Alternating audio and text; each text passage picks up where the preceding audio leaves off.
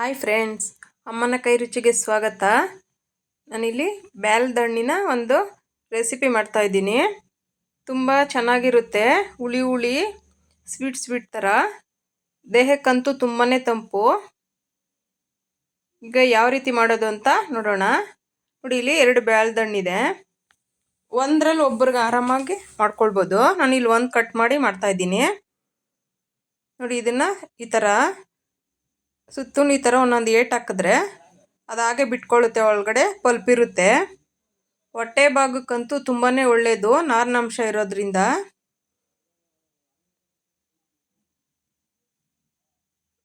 ನೋಡಿ, ಈ ಥರ ಇರುತ್ತೆ ಒಳಗಡೆ ತಿರುಳು. ಅದನ್ನೆಲ್ಲ ನೀಟಾಗಿ ತಗೊಳ್ಬೇಕು. ಹಳ್ಳಿಗಳ ಕಡೆ ಎಲ್ಲ ತುಂಬಾ ಸಿಗುತ್ತೆ, ಮರಗಳೆಲ್ಲ ಹಾಕಿರ್ತಾರೆ.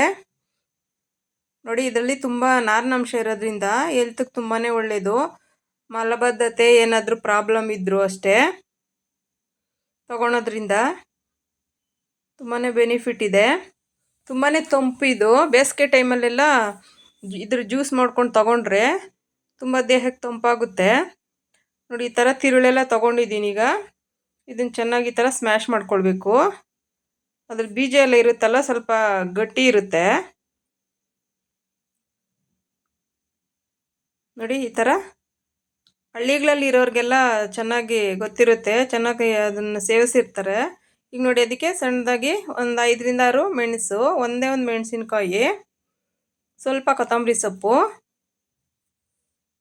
ಬೆಲ್ಲ 1 ಸ್ಪೂನ್ ಹಾಕ್ತಿದ್ದೀನಿ. ಸಕ್ಕರೆನಾದರೂ ಹಾಕ್ಕೊಳ್ಬೋದು, ಬೆಲ್ಲನಾದರೂ ಹಾಕ್ಕೊಳ್ಬೋದು. ಸ್ವಲ್ಪ ರಾಕ್ ಸಾಲ್ಟು. ಇದನ್ನು ಚೆನ್ನಾಗಿ ಈ ಥರ ಕುಟ್ಕೊಳ್ಬೇಕು. ಅದು ಬ್ಯಾಲ್ದಣ್ಣು ಹುಳಿ ಹುಳಿ ಸ್ವೀಟ್ ಇರುತ್ತೆ, ಹಾಗೆ ತಿನ್ನೋಕ್ಕಾಗಲ್ಲ. ಈ ಥರ ಹಾಕಿ ಮಿಕ್ಸ್ ಮಾಡಿ ತಿನ್ನೋದ್ರಿಂದ ತುಂಬಾ ಚೆನ್ನಾಗಿರುತ್ತೆ. ಟೇಸ್ಟ್ ಅಂತೂ ಬಾಯಿ ಕೆಟ್ಟಾಗ ಏನಾದರೂ ಈ ಥರ ಕೊಟ್ಟರೆ ತುಂಬಾ ಇಷ್ಟಪಟ್ಟು ತಿಂತಾರೆ, ಅಷ್ಟು ಚೆನ್ನಾಗಿರುತ್ತೆ.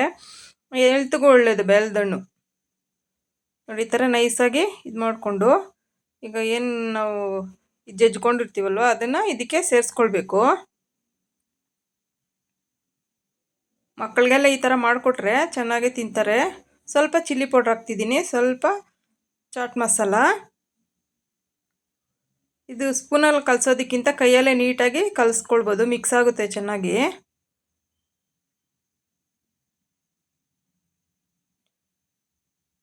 ನೋಡಿ, ಈ ಥರ ನೀಟಾಗೆಲ್ಲ ಕಲಿಸ್ಕೊಂಡ್ರೆ ತುಂಬ ಚೆನ್ನಾಗಾಗುತ್ತೆ. ತಿನ್ನೋದಕ್ಕೂ ಇಷ್ಟನೇ. ಮಕ್ಕಳಿಗೆಲ್ಲ ಮಾಡಿಕೊಟ್ರೆ ಹೆಲ್ತ್ಗೆ ತುಂಬಾ ಒಳ್ಳೆಯದು ಬ್ಯಾಲ್ದಣ್ಣು. ಸ್ವಲ್ಪ ಶುಗರ್ ಎಲ್ಲ ಇರೋರು ಸ್ವಲ್ಪ ನೋಡಿ ಅವಾಯ್ಡ್ ಮಾಡಿಕೊಂಡು ತಿಂದರೆ ಸರೋಗುತ್ತೆ. ನೋಡಿ, ಈ ಥರ ಕಲಸಾಗಿದೆ. ನೋಡಿ, ಈಗ ಅದರಲ್ಲೇ ಹಾಕಿ ಕೊಟ್ಟರೆ ಅದೊಂಥರ ಚೆನ್ನಾಗಿರುತ್ತೆ.